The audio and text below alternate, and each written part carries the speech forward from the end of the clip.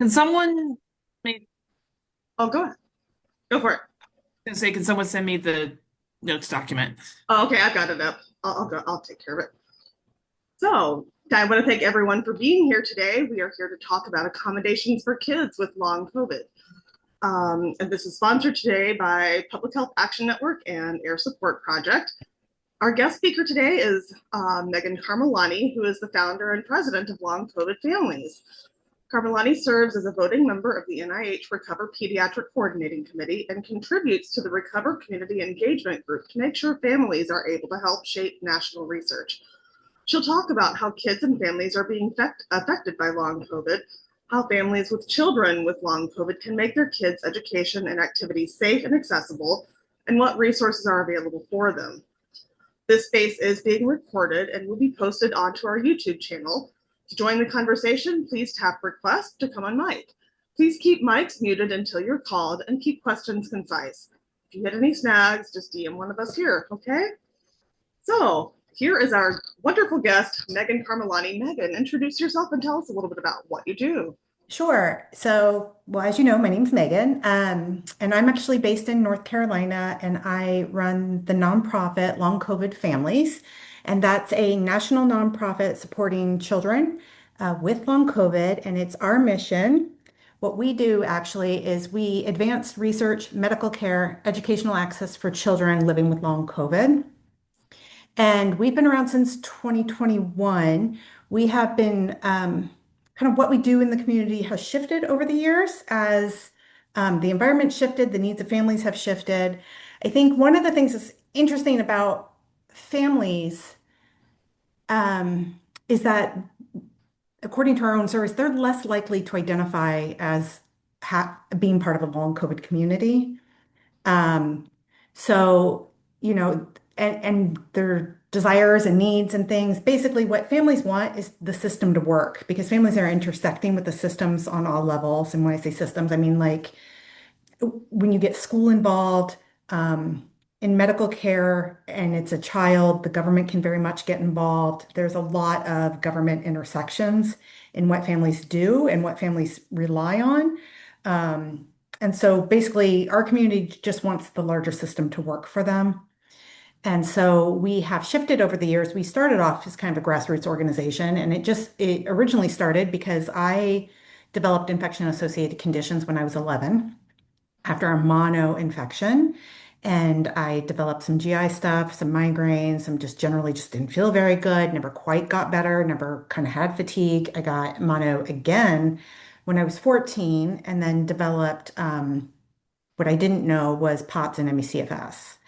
So I didn't get diagnosed with POTS until I was 38, even Wow. though I had had it since I was probably 14.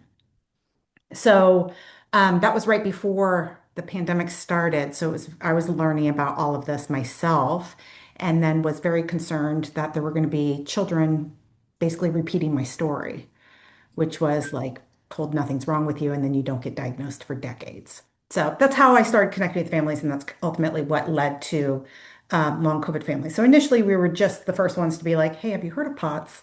But we're past that point now, and so now what we're very much interested in, we're very involved in the pediatric research, and we're trying to get that research um, into medical care and into the education system as fast as we can do it. So we're starting to work more at the system level. And so we are working with public health departments. We're starting to work with school districts to try and affect those changes and try and and we're working with pediatric hospitals to try and get those systems working a little bit better for families. And this is something that I think is really important that not enough people out there know of. Like, if you are dealing with pediatric long COVID, you know Mhm. this, but it's Mhm. not really known outside the community. How do kids Right. experience long COVID differently than how adults experience it? Um, so children's immune systems are different.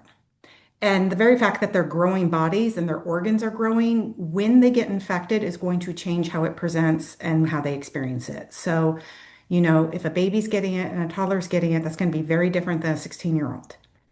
Um, so you can go to our website and it kind of breaks down the what we call the most predictive symptoms. So there have been over 90 symptoms identified in children. It's less than adults because we're limited by children's ability to report symptoms, really, more than anything. And the symptoms sound a little bit differently because it's kind of when we're talking about pediatric long COVID, it's the patient and then it gets filtered through an observer. And I Yeah, think that's a really important point because it's a caregiver typically observing and then reporting out. And so there's a lot that gets missed in that translation inherently, yeah, you know? And so the research was able to identify predictive symptoms, meaning that after COVID, if they have a certain number of these symptoms, it's most likely long COVID. It's most likely to predict they have long COVID. And if they have the like 14 symptoms listed, they also have some of the 90 symptoms, it's not yeah, like they only have these symptoms. yeah, So it kind of breaks down differently. You'll see like the younger kids, it's a lot of GI yeah. stuff. A lot of the kids are in a lot of pain. I don't know that that's fully appreciated. There's a lot of muscular and joint pain. Um, so a question of how often kids are they're not being tested for COVID. They're just not. But I will say this too, testing has never really worked for children. Children, again, their immune system and bodies do not work the same. So they carry most of the virus in their gut, not in their nose. So when they're doing PCR tests, there's been some studies that were showing when they were trying to separate out control groups between infected and not infected, and they were using PCR tests. What they were showing was between 50 and 90% of PCR tests were false negative. No, I've gotten it twice from my son. He's Yeah. tested negative. But So yeah, if the caregiver tests positive, assume the child has it. yep, That's it. Just assume they have it. But it's why to this day, you ask most families, and like many will say their child's never had COVID. yep. Because According no to one's testing. no Well, one's it says that testing, Even but though like even when they were testing back in the day, they'll tell you they didn't have COVID. Um, because a lot of times it was a false negative, yeah, right? But the CDC said back in 2022, over 90% of kids had been infected. But if you had actually asked families, like less than 5% would have told you their kid was infected. So, I mean, you can tell families to test, but the test, depending on where you are, is between $150 and $225 per child. And then if you have a 50% rate of false negative, why are you testing? And so yeah, it's a waste of money. what? It's a waste of money. It's a waste of money, and people don't have money right now. The other thing, and part of why pediatricians are like, don't test, part of it is because we don't even know if it's a good test. It's not that they're being jerks or whatever. It's pretty traumatic for a kid to have something shoved up their nose, and then if we don't even know if it's valuable, why are we doing it?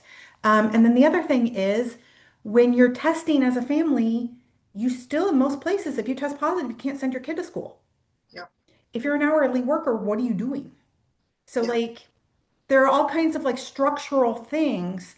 I think sometimes the families feel blamed and shamed and all kinds of things. And it's just, these are structural issues. This is not like a working mom trying to do something, or people who don't care. It's like, I could keep my kid home, but I would also like to eat tomorrow. So what would you like me to do, Like my child to eat tomorrow. Yeah, yeah. So, um, Yeah, yeah, because they removed all, all accommodations subsidies, all for that kind everything. of situation because Yeah. we had to go back to normal or at least make people Well, think. Yeah, and that was a business decision. I think we all know yeah. that.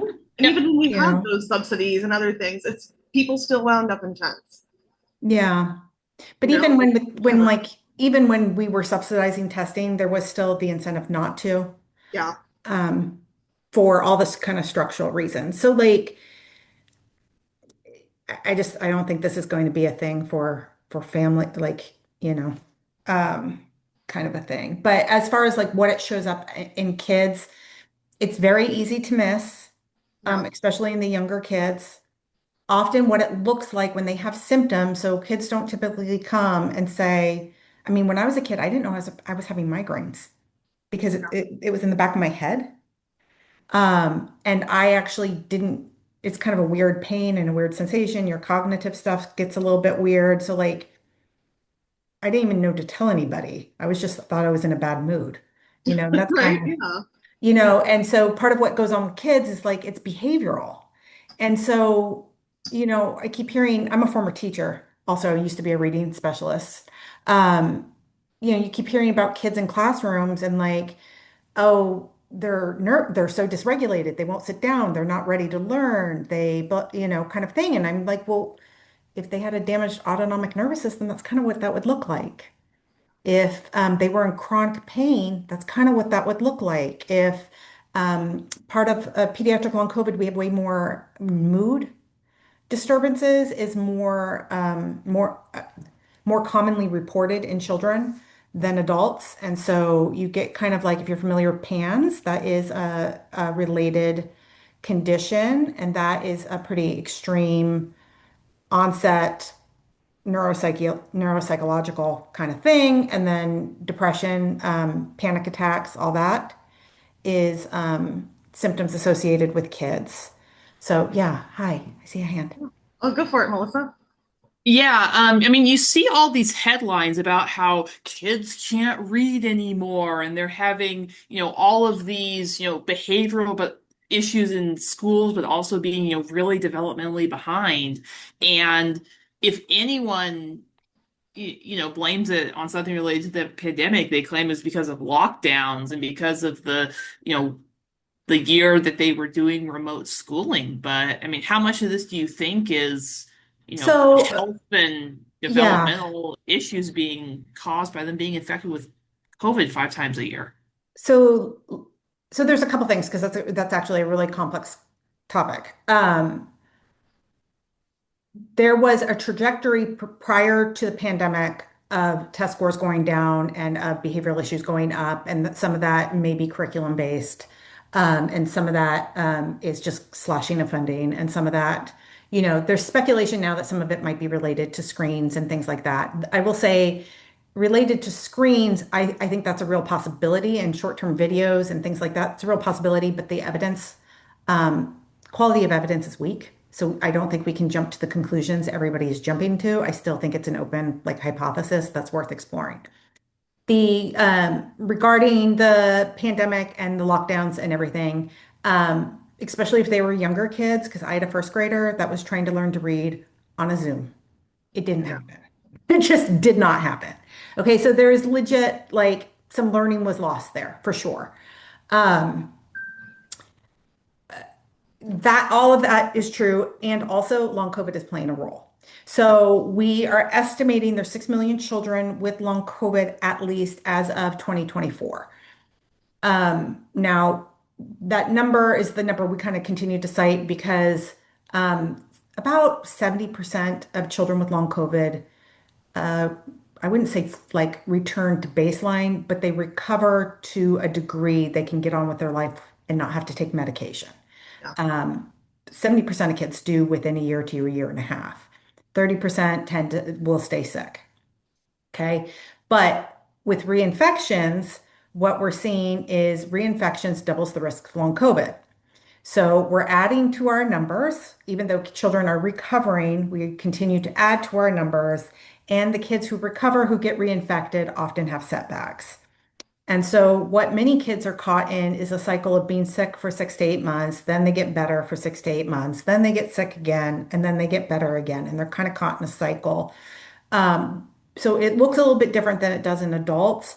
At some point, I don't know if I think the multiple hit theory of chronic illness, which is just multiple hits to the immune system until there's a point where it spirals out, is likely to come in play at some point. We just don't know when and to what degree and all of that. We do currently have research from both the CDC and Recover. The CDC has research that has linked long COVID to chronic absenteeism, meaning more than 3 weeks in a school year, and reduced learning outcomes. Recover just published and I was a co-author on the study. We just published a study that showed that kids with long COVID are more likely to get an IEP, more likely to have a 504, and have um, reduced grades and social activity. So more of that type of research will be coming out. As long COVID families, we specifically advocated with Recover that one of their pillars for the next phase needs to be about education because it's so fundamental to the development of a child, and that has been agreed to. So that will be focused on because we really need to drill down on that. And I think that in our conversations with some public health, yeah, the absentee numbers, they're starting to see it, they're understanding. So there's some shifting that's starting to happen around that. I want to touch briefly on, well, not briefly, we can talk about this all day long. How can adults with a child who's exhibiting these symptoms, how can we identify long COVID in a child who can't verbally communicate? Yeah. So that's incredibly hard, especially because you're not testing. Because the definition of long COVID now is you know you were infected, and then these are symptoms that show up 3 months later. Yeah, And I've been literally screaming this since 2021 that that yeah, definition would not work for children. yeah. And if you use that definition, children would not be identified. It's 2026. Do you know how many children are identified as having long COVID? Not Less many. than 1% Yeah, of the estimated number. And so this is part of my I don't know, my focus on like forever having to explain children are not little adults and we need to stop acting like it and stop centering adults in all things long COVID. Um, because of the decision to not really incorporate the needs of children early on, we're still struggling to be like, but what about kids? That definition doesn't work for kids. We tried to get, like when they were coming up with the NESM definition, we specifically advocated for a separate definition for pediatrics, and other people in the long COVID community, adult community, overrode us. And so here we are. Kids aren't getting diagnosed, yeah, you know.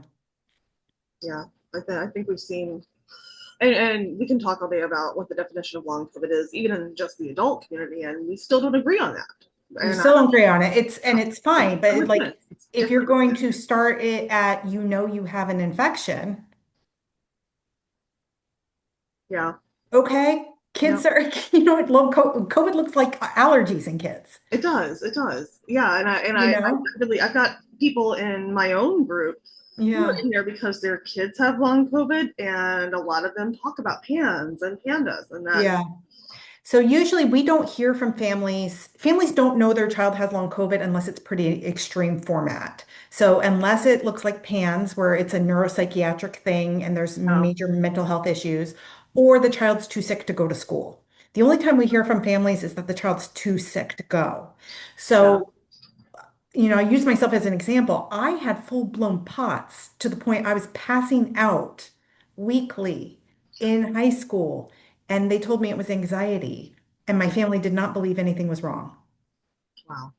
Okay, this was the 90s, and there was like no information on anything, and I'm pre-internet, but like, but I can see most of these children, the families don't know. Yeah, The families don't know. They just know that their child's struggling in school or they don't want to play sports anymore. We'll often talk about, if you notice your child seems to be fading away from their own life, yeah, that's actually the sign to be looking for. If suddenly like your child's like, no, I don't want to go swim with my friends and I don't feel like it, or I don't want to go to school. One of the most predictive symptoms of long COVID is school avoidance. yeah, So if you have a child who is constantly saying, I don't want to go to school, it's treated as a behavioral issue. They are usually punished for it by the school and parents, and it's a red flag. It's long COVID. yeah. Go for it, Melissa. Yeah, I mean, this is on our question list, but you know, repeated absenteeism can literally spiral into a legal issue Hmm. if the authorities get involved and the child gets Right. marked as truant. And Absolutely. for, especially for kids in, racial minority communities, that can get them, into the school to prison pipeline because they're, chronically ill and no one recognizes it. Right. So how do we avoid that? Um, so we already have examples of CPS removing children and families spending 50, 60, 70,000 on legal bills. Major lawsuits are happening across the country right now. So yeah, it's how do we do that? So first I needed the research, and so the research just got published. I needed something other than we have a because here's the deal. When you're working with system level work, you can go and say we have a really sad story. And then people who work in policy will be like, yeah, and so do homeless people, and so do people who have drug addiction, and so does the prison population, and so does people dying of cancer. And so, right? So it's like you can't just go and say we're a big population, we have a sad story. What we have found. So what we have been doing is trying to find the pressure point of where they're struggling, whatever system we're approaching, and then saying, help me help you. Okay. So the big one is absenteeism. School districts are on the hook for absenteeism. And so part of the help me help you is you have a problem. We know there's a problem. Like here, but now I have research to show you that part of that problem is long COVID because we now have the CDC and we have Recover. That's NIH, that's the CDC. Those names still carry value at the public health departments at school districts. Okay, so then we went in and did this. So what we started doing is most of public health information about chronic illness conditions first starts at the public health department. The school district listens to the public health department. Once the public health department says it's an issue, the school district will start responding. So the first place you go is the public health department. So we've been just basically cold calling public health departments. I've got an in with the Kansas City Health Okay. Department. Yeah, Yeah. I was a contact tracer with them. Let's talk. We'll put it on our list. Like, so I just basically picked up the phone and called Massachusetts. Um, That's a lot. That's all I did because Massachusetts is really notorious for going, they have an amazing education system. And also, Huh? if you're not attending, they will send the cops. I mean, Wow. they don't play around. Wow. And they're notorious. And I had multiple families who were in a legal battle over it. And the Children's Hospital in Boston, interestingly, is not great about long COVID. I don't know why. Um, they're not. Yeah, and they're not part of the Recover series. Recover Pediatrics, I don't know if everybody knows, Recover structure is that in pediatrics specifically, it's 100 different sites across the country. So it's 100 different like hospitals and medical centers and everything else. And so usually if there's a Recover, one of the benefits of Recover is if there's like a Recover research going on in a pediatric hospital, they're more open to like, okay, kids get long COVID. They may not be educated on it. Their doctors may not be able to identify it, but they're not as gaslighty. So Boston doesn't have a Recover site, which was interesting. And I have noticed those hospitals tend to be very gaslighty still. So anyway, there was huge issues happening there. And then we just thought Massachusetts is kind of a hub of public health. So let's just start there. A lot of our leaders come out of Massachusetts. Yes. Um, Including sponsors of the Treat Long COVID Act. yeah, yeah, yep. So I just picked up the phone and called them. Good. And then I called back. And then the receptionist was like, no, because I just said, who's handling pediatric long COVID? And she came back and said, no one. And I was like, well, who would handle chronic illness? And then she was like, here's a name. And so, um, one of the big things was moving long COVID away from acute COVID infection into the chronic illness category because public health has the infrastructure for chronic illness, but they shut down everything related to acute COVID, but they have chronic illness infrastructure. So as soon as I said chronic illness, I got rerouted. So so the woman in charge of kind of like chronic illness responded to me, and then this is where I think like my association with Recover matters. And I had a pediatrician with us who was out of Yale that was doing research under Awasaki out of Yale. And so, some of this it does matter in the public health, like those Yeah, associations and whether or not. it does. So we were like, hey, can we talk? Because this is where we come from and this is what we can share. And so that, like in Massachusetts, that started several meetings and then it ultimately ended. At this point, we trained them on it. It was interesting when you train them because I can see everybody's faces. And as I'm going through, you can see physically, and this is what we don't want, but I don't know what to do about it. They start shutting down Yeah. because like it's It's so enormous. overwhelming. It's kind of like talking about climate change. No one knows what to do. So like there's a shutdown. So but they got it. I mean, it wasn't like you could see on their faces of like, oh my God. Um, so that's where we're there. I believe they're starting to do things internally. Their limitation is there's no funding. They don't have funding for it. So that's an ongoing limitation. So if we want to affect change, like we were talking, Amanda and I were talking a little bit about strategy before we started and what we should focus on. One of the things we really need to get is federal investment in public health for long COVID. Really need that, like those departments, because it's the public health departments that then educate educators, school districts, clinicians, like they are the ones that kind of hub all that. Um, Ideally, it would be federal funding to go to every state. You could go to individual states. That's going to be, I mean, all of this is going to be a very long-term goal, you know? So it's an and also of like, ideally, we're pushing at the state level for funding, but the kind of funding we need is like billions, you know, Yeah. and that's the government. That's the federal government. Yeah, it should be coming from the federal level, except good luck with I this. know. But that's, you know, here's what I always go back. I got involved in advocacy with Obamacare as a patient advocate back in like 2009. Okay, so I was pre-Obamacare, could not get health insurance because of pre-existing conditions, and spent a decade with everybody telling us it was impossible. And then suddenly the pendulum swung and they went for it. Yep. So, what I think might happen is the pendulum's going to swing within the next 5 years because Yeah. that's the American politics. We swing. Right. We Yeah. just do. I would, When that swings, if we are well organized and they're going to pick up whatever ideas on the table. yeah.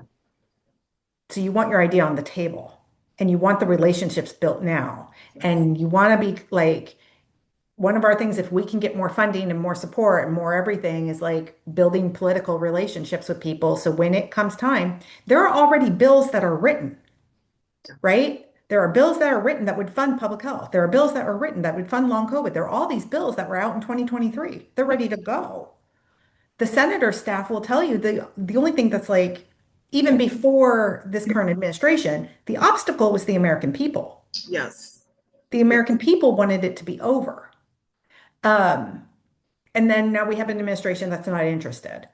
Yeah. I think, you know, it typically takes so many years. I mean, again, if you look at the research, it takes 8 to 10 years until an issue starts becoming like, oh, wait, public's like, wait a minute, maybe this is an issue. But that's within, you got to do the groundwork so that by the time everybody's kind of ready, you can strike. You know, it's at least my philosophy on that. Yeah. I'm going to go back and touch on something that Catherine said up in the chat.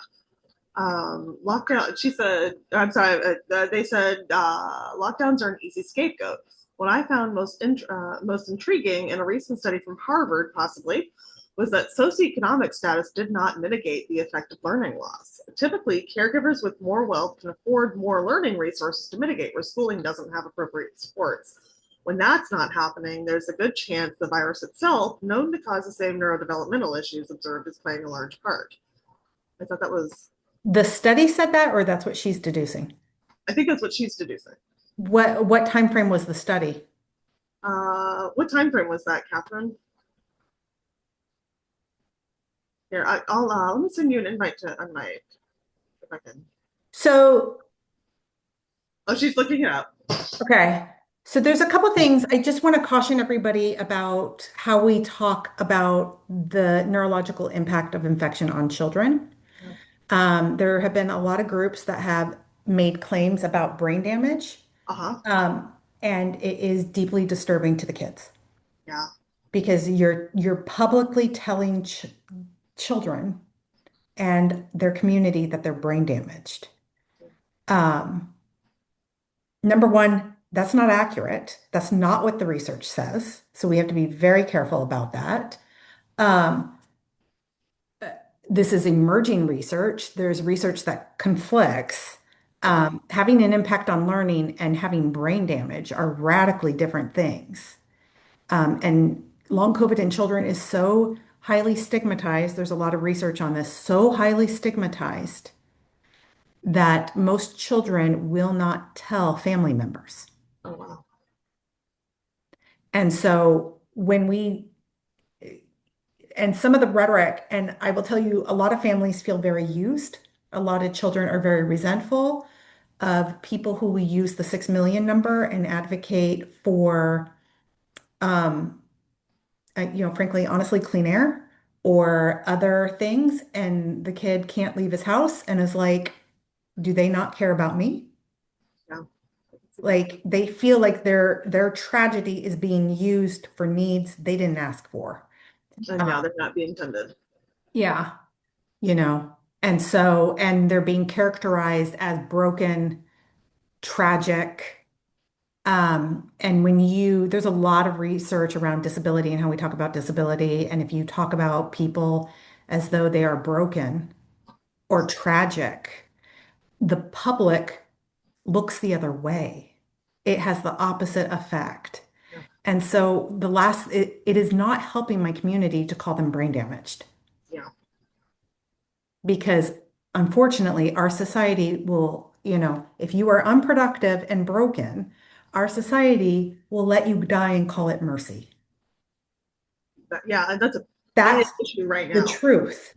And so our approach is not, again, this is a really sad story. You should have empathy and help us because that's just not the way the system's built. Like, it's just not.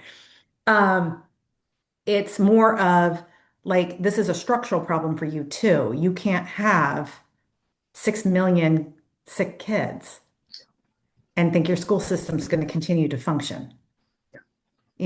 Like, so it's a different kind of angle. And it's also, you have to constantly be like, to the children as well as to the public, like these are valuable human beings. They have a valuable life. Like they have a life worth living. They have a life worth investing in. Yes. Like you have to be careful with the narrative that they're broken. People do not invest in broken things. And so, it's, and I frankly like am shocked by how many groups are using this disability trope. Really, that's highly stigmatized. And if you can't use it, guys.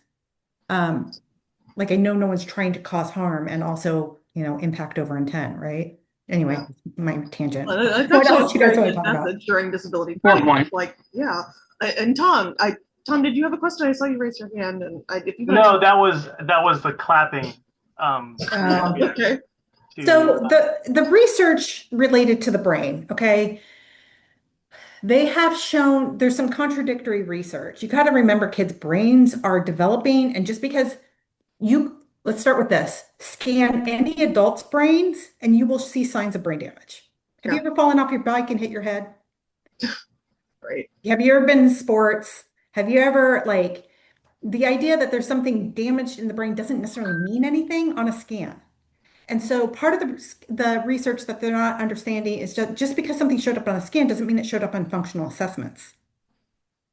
And so the brain might look a little bit different, but the kid was still performing within expected range. So the most common study that's been cited is like, oh, it showed brain damage. Yeah, but look, it didn't impact performance. And so the other thing too is neuroplasticity. So like if the brain has been altered at 2 and you intervene or they get good support, that doesn't mean by 7 there's going to be an issue. That's all about early intervention in children. But yeah, I'll Melissa. go for it. These are obviously edge cases, but haven't there been like some people who had like entire hemispheres of their brain removed or like entire lobes of their brain removed because of like Due to obviously long edge COVID? case conditions, but they've because of the neuroplasticity, if it happens early enough, they just kind of adapt around it Oh, and I see your point. I thought you were remaining saying part because of of the long COVID. I brain was Right. like, who's cutting their brain out just because kind of of rewires itself to be functional. Yeah, you can rewire it. So like I just like slow down on the fatalistic kind of thing. We don't want kids to feel like their life's over before it's even started. And again, what we want is investment in the kids. So we want this idea of like, yeah, there's an illness here, there's a need, and also we can meet that need. Yeah. You know, I mean, again, most kids recover. even if they don't recover, if they're provided, the right support and everything, like their outcomes are going to be so much better. Um, Yeah. and so, yeah, just be careful how we talk about it. That's a really important message. I think that's one of the it's probably going to be the most important takeaway of this entire conversation Yeah. right I there. think one of the things we do is we constantly point back to the system Yeah, instead of like something's wrong with the kid. yeah, Okay, there's something going on with learning. We're not going to be like the kid's broken. We're going to be like, well, what does the system need to do to respond? yeah, You know?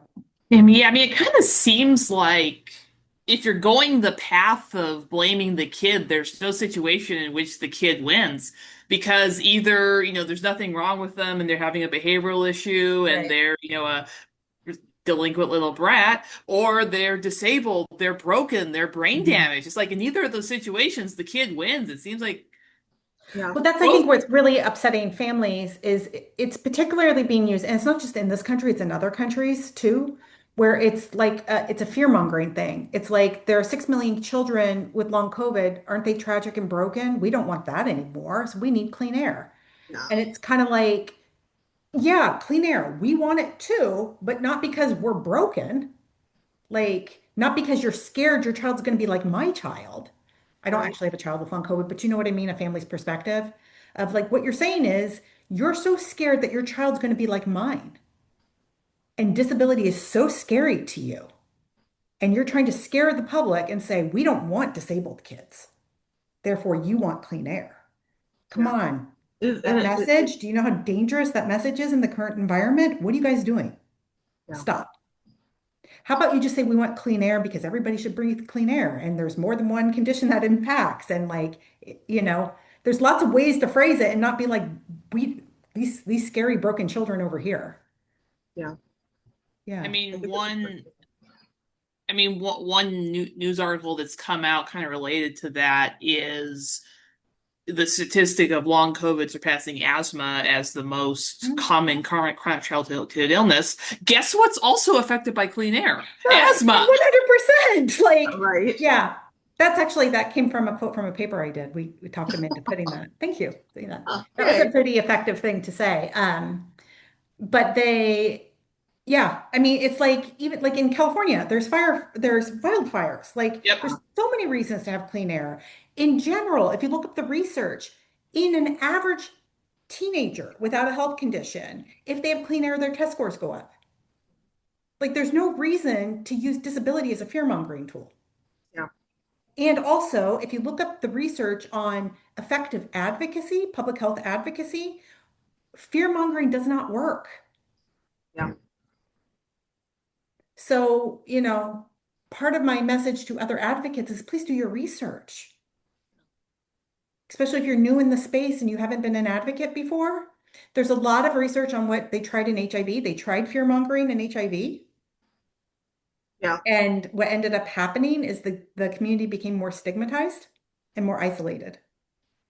And yeah. I think that's what's happening with kids with long COVID, is the more people raise awareness, the more stigmatized and isolated the kids feel. What So if happened you're with raising, autism? oh, last point though, if you're raising awareness about a condition and you haven't talked to the community, Right. stop. Please. Okay? Because I don't know like, thank you guys for reaching out, but like it's rare for another group to reach out to talk to the community about kids. Yeah, But there's like, I can tell you 22 organizations currently that I'm aware of talking about children with long COVID, and oftentimes they're sharing misinformation. They're characterizing kids in ways we find offensive. And when it's been brought to their attention that hasn't gone well. yeah. So, Yep. but I appreciate you guys. No problem. Here for it. So what Yeah. else? Uh, I'm sorry, Melissa, what were you saying? Or I was just saying, nothing about us without us is Oh, for the sure. Yeah. tagline of the disability community. By the way, July is Disability Pride Month. Oh, yeah, I just said that a little bit ago. Yeah. Ah, It's the other thing I'll highlight that I think is kind of cool about long COVID families, if I do say so myself, is that it's founded by somebody with lived experience as a child. Yes. Most children's organizations are founded by caregivers or adults adjacent to the lived experience. And so what we're really trying to do is make sure the child's experience and needs are really centered. But Yeah. I'm gonna skip down to the last Yeah. question, and we'll get to the others after this.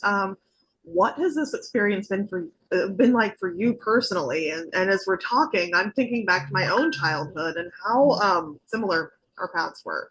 And Yeah. it didn't really hit me until long COVID hit me. Yeah. They, pregnancy is what took me out when I had my Yeah. child, and then I was like Oh, here. bedridden afterwards. And that's when like I started figuring all this kind of stuff out. The experience, you mean like within the long COVID kind of experience? The whole thing, The whole all of thing. it. I think as a patient, I mean, I think it, I always struggle in how to talk about it because I would describe my life like I think I have a beautiful life, and also Yeah, yeah, it has a lot of suffering in it, and also my choices and what I was able to do got narrowed. I think that's the biggest thing. And it gets very, what is really scary is like I am so, how dependent I am on other people in a yeah. capitalistic society is really terrifying. Right? So glad we get along so When you're well. Like, unproductive yeah, in a capitalistic society, it's really terrifying. Um, it is. it is. And so that's one thing. I think what was interesting about the long COVID community is that I didn't know anybody else with my lived experience as a child Yeah, until I met children with long COVID. And that was really interesting and validating in a way I was not expecting.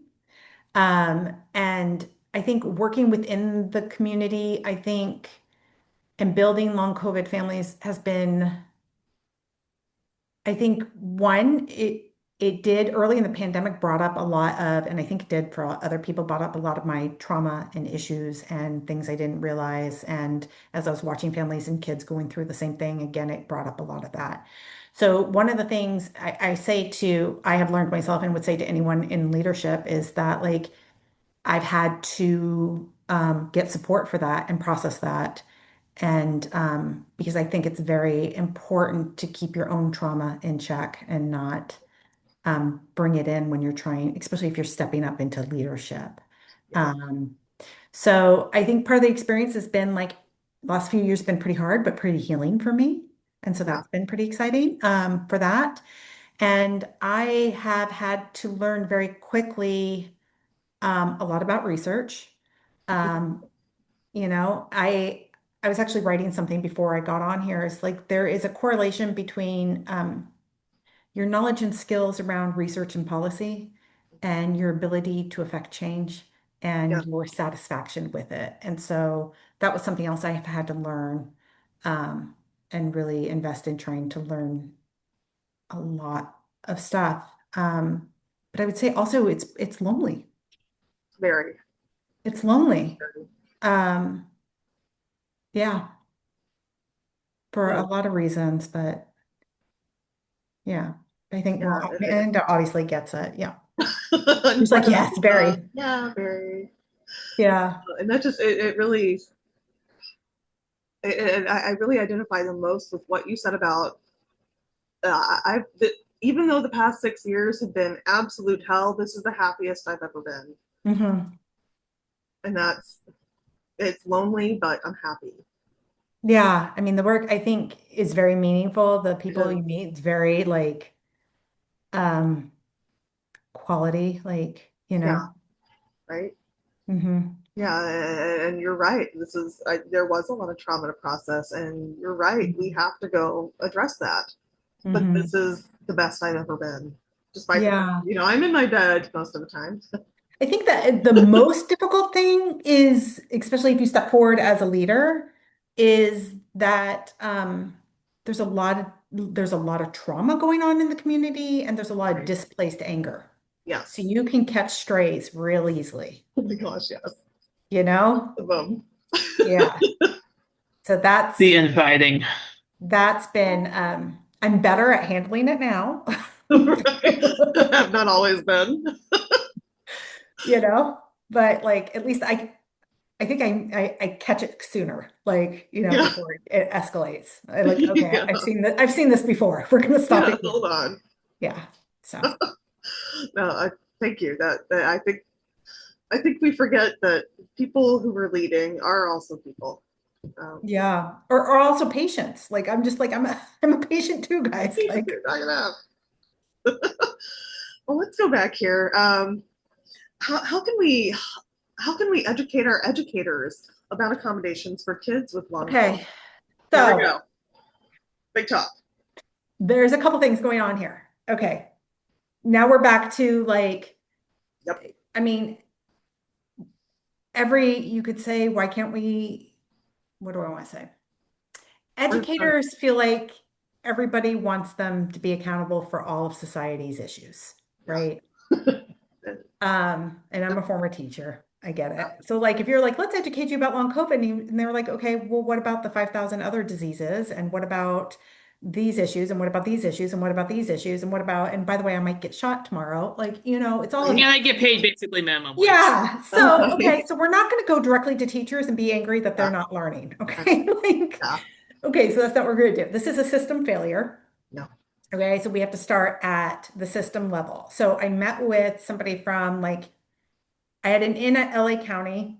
Um, so we started there. It's the second largest school district in the country. So we started there and met with their health person, their main health person. And I was talking, we were like, what about teachers? What if we gave blah, blah, blah? And they were like, no, no, we're really protective of our teachers. Basically, like, no, we're not letting you train our teachers. And I was like, all right, fair enough. Okay, fair enough. Yeah. I thought I would try, but okay. So what we have done though is I think going through the public health route is where it's at. So we're through the public health route. We're on a subcommittee in LA. LA actually has some funding around long COVID, not very much. I believe it's the only LA County, maybe the only public health department that has a little bit of funding for long COVID that I'm aware of. Of Minnesota State. Minnesota State. Okay. Oh, you're They have right. You're their own right. department for it. They're great. I'll connect you. Oh, I need to connect with them too then. Okay, so Yeah, yeah. we're on a subcommittee there. Um, and we're talking to the California Department of Education, the woman in charge of chronic illness and 504 plans. So we're already in the conversation with that. So one of the things that she said was maybe we could put together a toolkit. Um, so we at Long COVID Families are putting together a district level toolkit. We'll play with it this year. We hope to launch it next year because we do a back to, we didn't do any events this year because we're building our infrastructure, but we'll go back to doing events next year. Next August, we'll do a back to school event and officially launch the district toolkit. And we're modeling, there are toolkits out there. So there's like toolkits for asthma and there's toolkits for diabetes and there's actually a toolkit for ME/CFS that the CDC has. It's not good, but they have one. So at least I can reference it and be like the CDC says, because it adds credibility. Anyway, so we'll have this toolkit to address it and different things. That will start going into our packaging when we approach like public health departments and then we'll approach school districts. And so that's the start. There is to take a really complex topic and kind of try to reduce it really quickly. If you're familiar with change management, like you can't just show up and be like, this is what I want you to do and think that an organization's going to change. There's actually research on it and how to facilitate change, and there are various stages. So what we're trying to do is work through the various stages. It's kind of like identify, recognize, take action kind of a thing. And it's different for doctors and it's different for teachers, but there is kind of like a structure to it. So we're currently in the like recognize it's happening, guys phase. And so that's why we're doing meetings with public health and talking about just the presentation. It's happening. Meetings with school districts, it's a presentation, it's happening, so that's where we are. Then we'll come in with here's a toolkit for you that you could potentially train your staff in. And also, we're willing to help you train your staff. And then the third phase that we really want to do, and this is all incumbent upon like whether I can get funding for it, is eventually at some point, I would like to create kind of a mentor program. Yeah. Because I used to mentor teachers, it's part of my training and background. And we could have, because one of the challenges we're having is that the accommodations and some of our kids are so sick, they can't go to school. So Districts will have something called homebound or home hospital programs. Mhm. And these programs are intended to provide instruction to children who are too sick to attend school. The problem is they're designed for acute illness. So they're designed for the kid with cancer or the kid who was in a car accident or something like that. And these kids were not supposed to be out of school for more than six months. And they only get 4 hours of instruction. A tutor comes to your house. We have kids with long COVID who haven't been to school in 5 years. Yeah. They're only getting 4 hours in instruction, if that, which means they haven't even completed 1 year of school in the last 5 years. That is not equal access to education, everybody. Like, that's not how that works. Not to mention, it's costing the school district millions to educate one child. So there is a financial incentive. Part of the hangup was everybody was like, oh, kids with long COVID get better. We now have research. But it was just published. That was like, no, not really. Not only that, they have setbacks because of reinfections. Yes. So now school districts are like, okay, maybe we need to think about it differently, but they don't know how. Yeah. And even if they're told to do homebound or home hospital, the teachers don't know what to do. They don't have any training on dynamic disability. In fact, they don't even have the language to talk about it. They don't know what I mean when I say dynamic disability. Right. Our educational law system was built upon the disability rights movement that came out of polio. Wow. So, Wow. right, so it's the kids with polio who grew up to really dominate the initial wave of the disability rights. So you'll see a lot of wheelchairs. Yeah. Okay, a lot of like stable or fixed disabilities. Yeah. Okay, so a lot of our laws in education is built around the idea that you have a fixed or stable kind of disability, not a dynamic disability. So the way our entire education system, our entire special ed system, our entire training, it's really, really structural. It is not structured in such a way that a child could be fully functional, grasping a lesson at 9 a.m. and cognitively impaired by 10. Yeah. So there's a lot of issues here because the way they assess for disability, they would say, but the kid can understand the lesson, therefore they don't get an IEP. Well, you assess them at 9 a.m., assess them at 10 a.m. Can they do the lesson? So what do you do with that? Because there's not a place for that in the structure, if you understand what I mean. The other issues we're having is that the kid may totally be able to follow every lesson, do everything, but they're out for 3 weeks because they got a Exactly. cold. Yeah. And so now they're out for 3 weeks, not the normal 2 days that the average kid would be out. And they come back and now they're 3 weeks behind in lessons and they're told they have to catch up on the lessons and keep up with the current work and they have fatigue and PEM. That's not happening. But our system's not structured in such a way to say they qualify for an IEP, therefore they qualify for extra instruction and modified curriculum. Because they don't technically qualify for an IEP because they can technically keep up with the work, right? But there's no space in there to say, but he's absent a lot. So these are really massive structural issues that need to be fixed. And so right now, what we're in the process of doing is being like, do you understand there's an issue? Like, can we agree there's a problem? And that's going to take time. And so, part of what I have to explain to families is like, you're not helping your child, you're helping the next child. Like, this is going to be a very long process. Yeah. And we'll get there, but this is a generational Yeah. fight because you're talking like major institutional change. Now, I think it can happen. We have the numbers to make it happen. We just have to decide we're going to stick with it and make it happen. But that's kind of where you kind of have to start is like, do you guys understand what is actually happening here? And you can be mad at everybody and you can say, I don't care. And you can say, well, the kid needs to be in school. They're not coming. So,